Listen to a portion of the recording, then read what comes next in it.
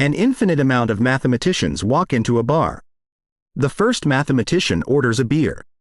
The second orders half a beer. "I don't serve half beers," the bartender replies. "Excuse me?" asks mathematician number 2. "What kind of bar serves half beers?"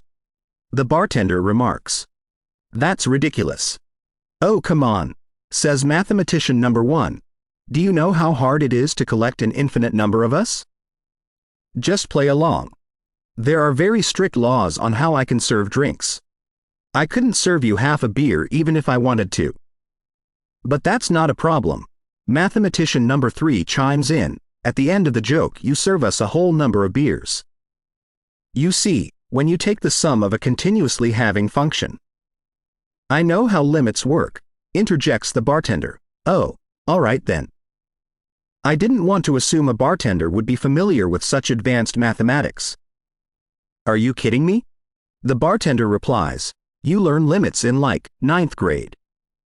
What kind of mathematician thinks limits are advanced mathematics?" "He's on to US," mathematician number 1 screeches.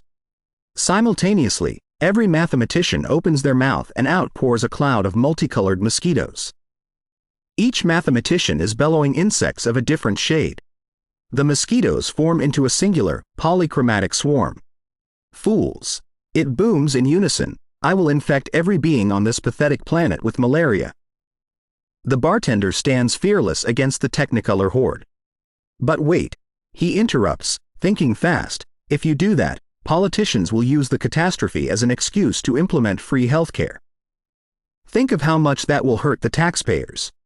The mosquitoes fall silent for a brief moment. "My God, you're right.